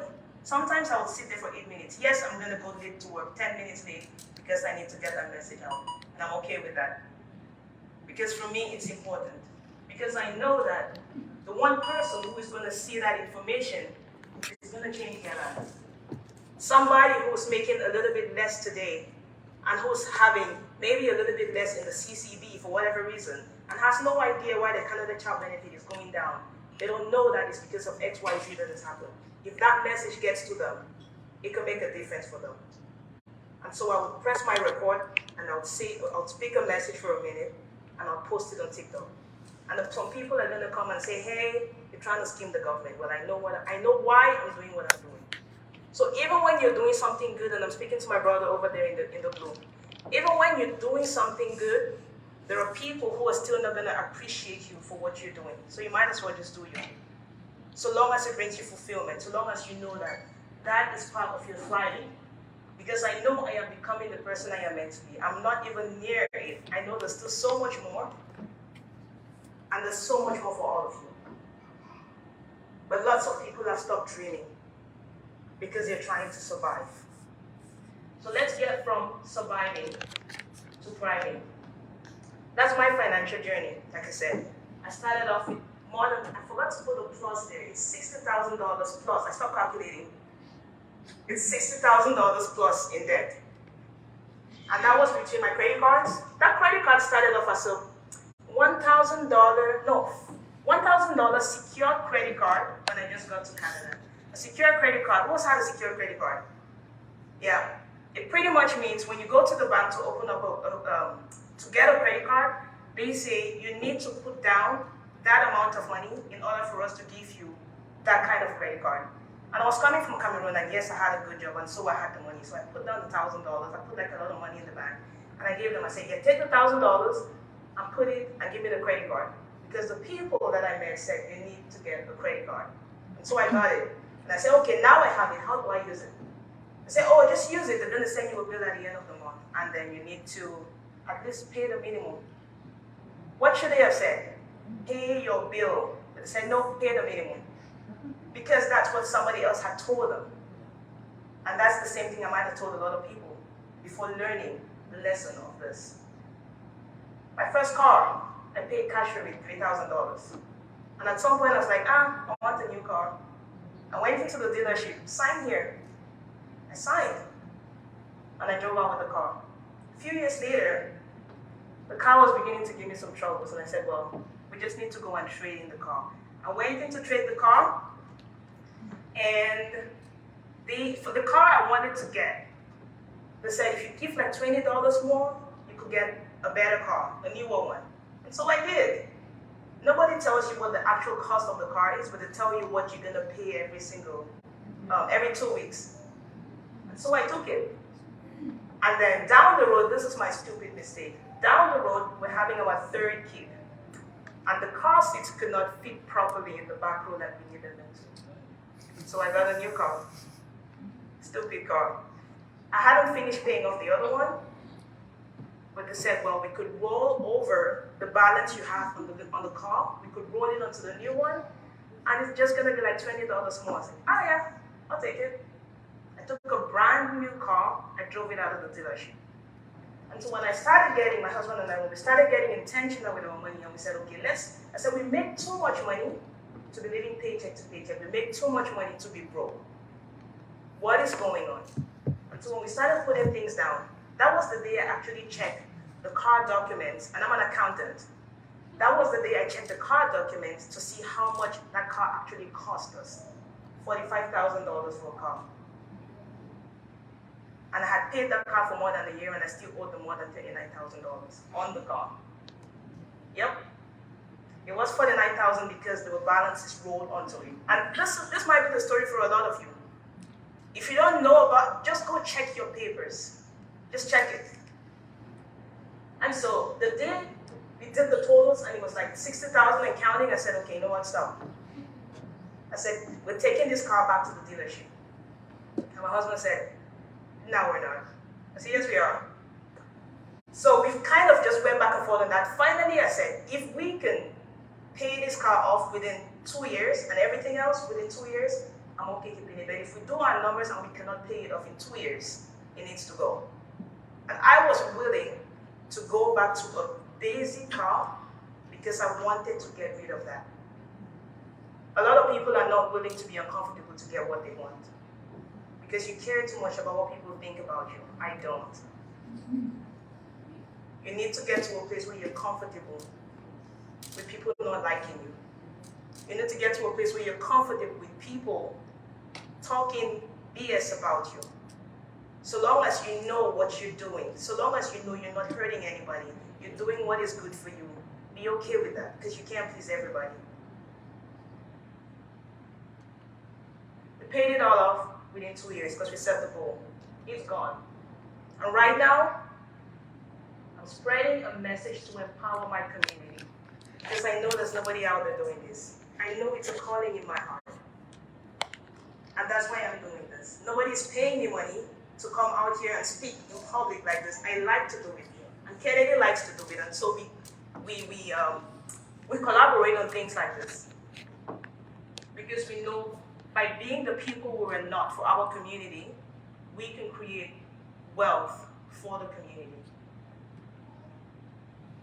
The next goal, like I said, he is FI, financially independent. I'm not yet. But that's the goal. And once that happens, massive impact. You guys are going to see me everywhere. It's a burning desire in me, and I hope each and every one of you has a burning desire in you. If you don't, you need to figure it out. You need to start living.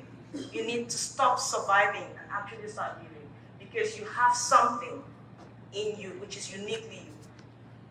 So how can you take back control of your money? Because once you take back control of your money, you can regain control of your life. You truly can. There are 6 simple principles I'm going to share with you guys. And if you implement this, you are going to regain control of your money and your life.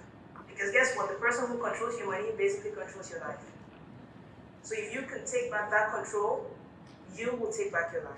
You will do the things you want, not because of a paycheck, but because it's what's deep down in you. It's what gives you satisfaction. If you think that's a party every week, fine, I doubt it. The party is one of those things that we just use to numb ourselves because we're deeply unsatisfied with who we are truly. I haven't been to a party in years. And people will look at me and like, you're crazy. I say, no, it just doesn't bring me any satisfaction. I go on social media, I'm live pretty much every week, go on live and I'm talking, and I'm like, Ida, that's tiring. I said, no, my life is tiring for you, but it's exciting for me. You need to figure out what excites you, and you need to do it. And find a way to serve people doing that. So the first thing that you need to do to regain control of your finances is number 1, to create awareness on your spending. Create awareness on your spending. The slide I did before about where your money goes, combine that with this one, you will figure out for yourself where does your money go. Create awareness on your spending. It's not about caring. It's not about being in love with money. First of all, some people are going to say the love of money is the root of evil. We've all heard that. It's not. It's the lack of money that is the root of evil. Because when you lack it, you're constantly focusing on getting it. But when you love it, you can figure out a way to make it while serving people doing it. But somehow religion has twisted that in our minds, that the love of money is the root of all evil. It's twisted it in our minds that money can't buy happiness. Well, it does. It just doesn't buy you fulfillment. Fulfillment comes from within. But if you can stop believing the lies that the love of money is the root of evil, and what's the other one? Money doesn't buy happiness. Stop believing those lies and start to tell yourself different things. Create awareness around your spending. Eliminate the useless expenses. There are lots of useless expenses.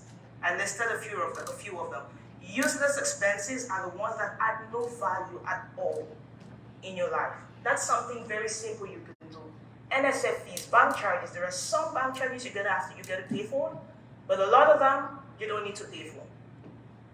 You might be at a bank account just because you might be using a particular bank just because that's the bank that people told you to go and open your account at when you came here. But that bank is charging you crazy fees. You might still have a bank account that charges you fees, but that same bank offers you the option to have a fee-less bank account. You just need to know how many transactions you can put through that. It's about understanding the system, eliminate the useless expenses.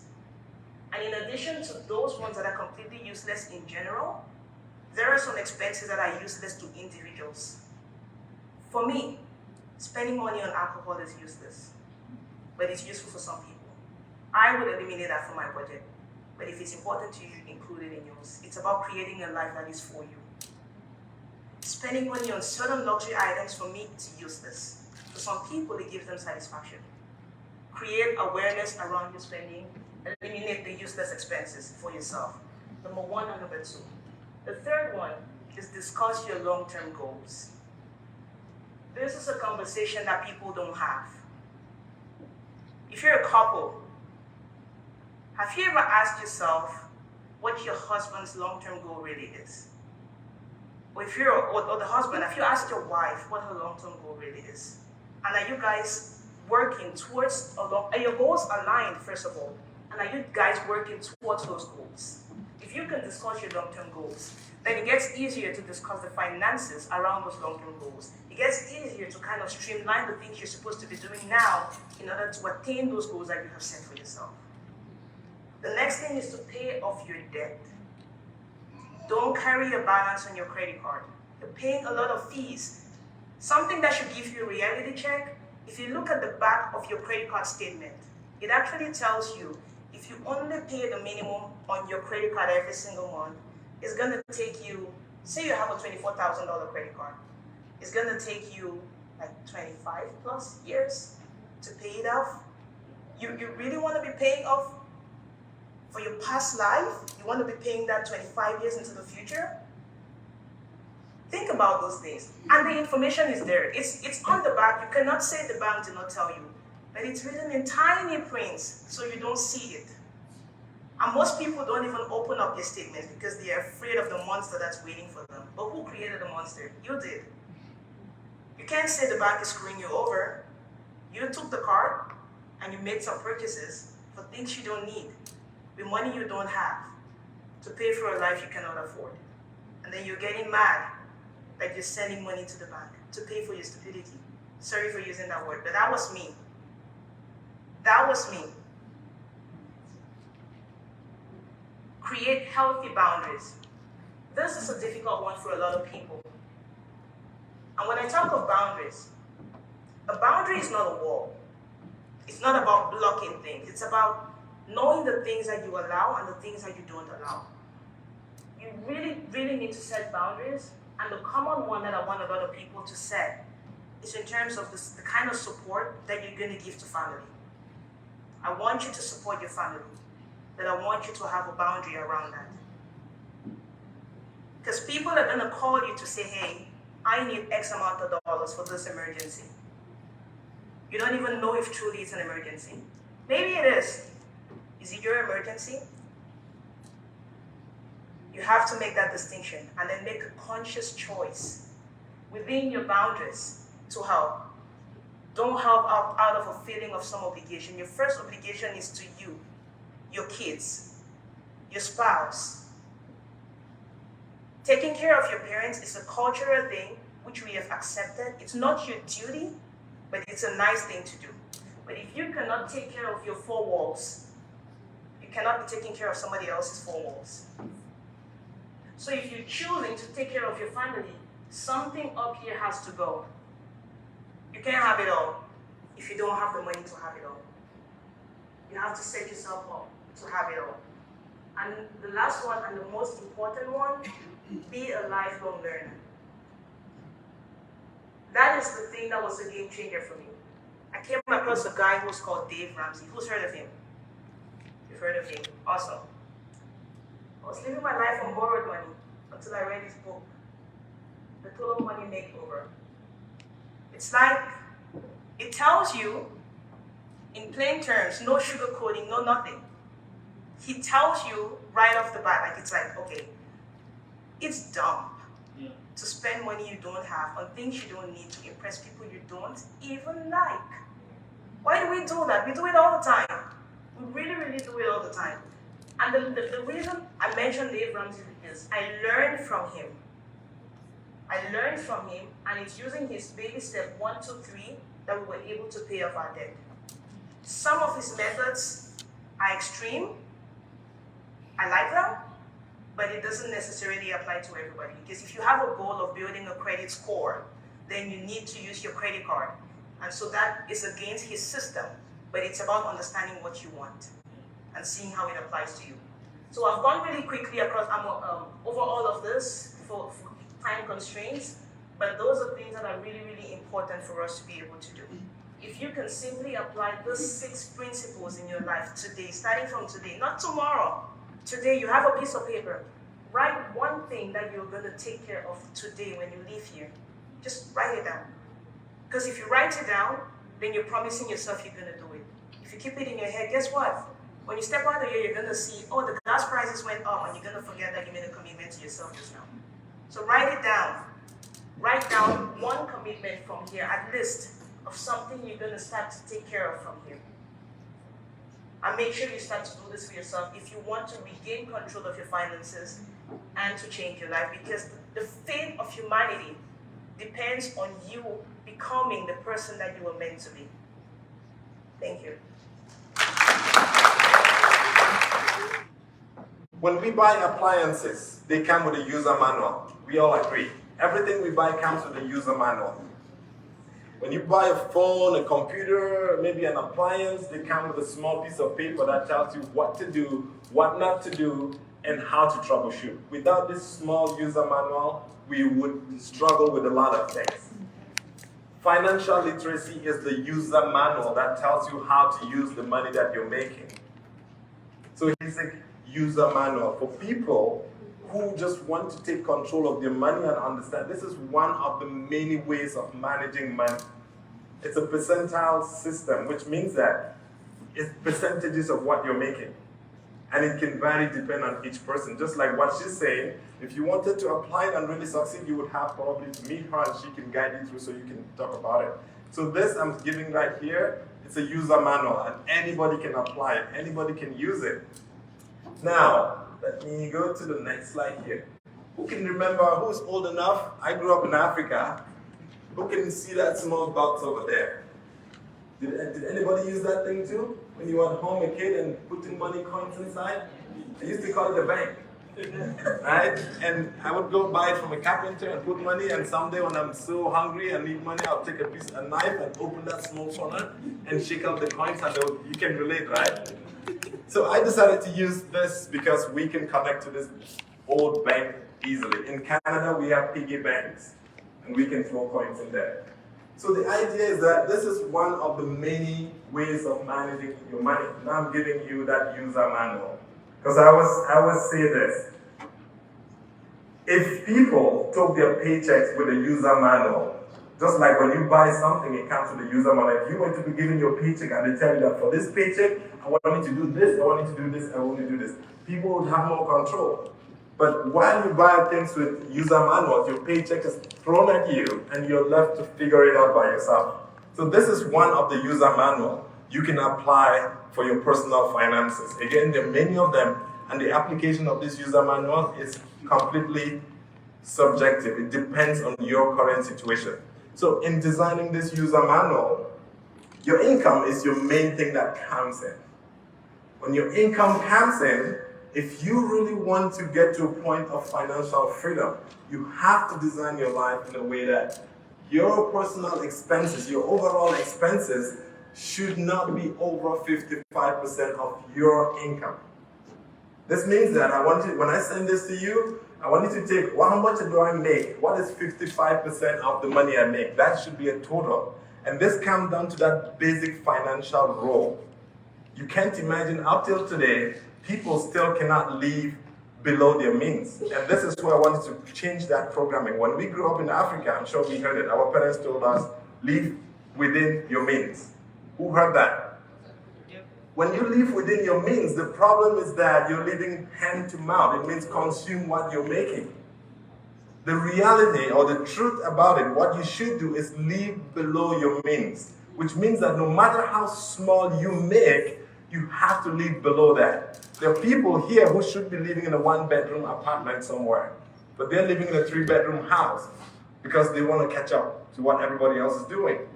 If you cannot live below your means, you've not disciplined yourself enough to master money. It's the basic rule of finances. You must live below your means. Now, saying this is easy, but following it is difficult, especially in this capitalist world that wants everybody to catch up to trends. Now, when you have 55% of your expenses, 10% should be in an emergency fund. Now, how do you structure this? ADA has a system where you can actually create bank accounts for each of this thing and have automatic saving going to those accounts. That's for people who don't have mastery or who can be tempted to spend their money. You can go to a bank and they will create automatic accounts where those money, those percentages go there before you even see them. Now, there are other means too of having such accounts. There are online banks these days, banks that don't have physical branches. When you create those accounts, it's easier because you cannot just go and pull out money anytime. It's an online banking system. So if you want to follow a system like this, you have to be disciplined enough to create these accounts and let that money go in there. So 10% goes for emergency fund, 10% is leisure. I put leisure here because this is a process, it's not a destination. You have to enjoy the process. There's never going to be a day where you say, I made it now, I want to enjoy life. You have to schedule time because it leads to your fulfillment. That 10% is what you take your family at some point for an outing to eat good food. It's what you can take your family on a vacation, or it's what you can go for parties. I know we like parties, we like events. But what you do is when you are aware of your expenses in this way, every month you can tell exactly how much you need to spend on leisure. And if you have consumed it for that month, no matter how much pressure your friend wants you to come for that party, you tell them that I don't have $45 for that entry ticket because I finished my leisure amount for this month. If you don't have that discipline, you will go with the flow. And when you go with the flow and you treat your money by default, just do things as they come, you will never succeed by error. Success does not come by chance, no. I just want to say something about that. You're going to lose some friends. Yes. Yeah, you're going to lose friends, absolutely. You're going to lose friends when you start to say no to that, but be okay with that because it's your journey. You need to be okay with that. And that's part of the setting boundaries that she mentioned. Cool. Thank you. So, personal development. I know this sounds strange for us, especially from our community. Personal development. She just mentioned that you have to be a lifelong learner. Lifelong learner does not mean you go back to school and have multiple degrees and diplomas and stuff. Because those, as much as they put food on your table, they will not grow you as a human being. I always tell this to people. If you go to bed daily, you must ask yourself at the end of the day when you're going to bed, what did I learn or do today that is different from what I did yesterday? We have been living on automation. We do the same thing, get up in the morning, see the same people, go to the same job, come back in the evening, watch TV, do this, and then go to bed. Your brain is dying because you're not learning new things. As a human being, if you want to grow, you must invest a percentage of your monthly income in personal growth. And that should be 10% based on this study. This means that go inside, if you're making $3,000 a month, how much is 10%? I'm going to invest that 10% in growing. And what is the personal development? You can buy a personal development book, you can buy a book on personal finances, but spend that money on personal development. Don't keep it. Don't say that, no, I need it for my leisure trip. No. Now, when you've taken that, no, it's 5% actually. I had to adjust it. And you know why I adjusted it? Initially, it was 10% for personal development, and then donations was 5%. There's something about giving that I cannot explain today. We don't have time for that. You must give in order to receive. There's something that the universe does in exchange to what you give to people. What I'm doing here now, I'm giving. And I'm going to get many folds when I'm giving naturally. It's not supposed to be income. You have to develop that habit of giving. Now, when I say this was tricky, is because when I designed this, personal development was 10% and giving was 5%. But then I realized that I'll be talking to Christians, and Christians believe that you have to give 10% of your time, of your income. That's why I adjusted it to 10 so that we are comfortable. You get it? I didn't want to have to fight with him. He's a pastor. So that should go towards a donation, and then this 10% here should be an investment. Now, I always tell people this thing. When you make money, you have to pay yourself first. You have to learn how to keep money, because so that someday that money can work for you. And that money you keep for yourself should not be less than 10% of your monthly income. If you don't do that, you are cheating yourself. You're doing a disservice to yourself. You're punishing yourself for the future.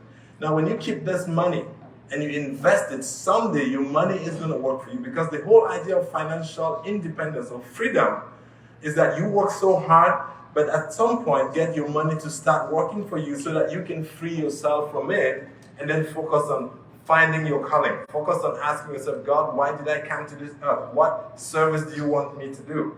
That's the whole point. And you can go from working on a job to financial freedom, because I went from working as a healthcare aide, a caregiver, to becoming financially free. And that's the structure I had. So now the difference is, in the application of this formula, you have to ask yourself, where am I on my financial journey? Somebody is in serious financial debt, and this 55% cannot work because they have to pay their debt monthly. So for that person, they might give up this leisure 10% and adjust 5% from the leisure and put it up to here so it makes 60%. But you need a formula like this and follow it consistently over 1, over 2, over 3 years and see how your life will change. If you treat your money casually, your life will become a casual life.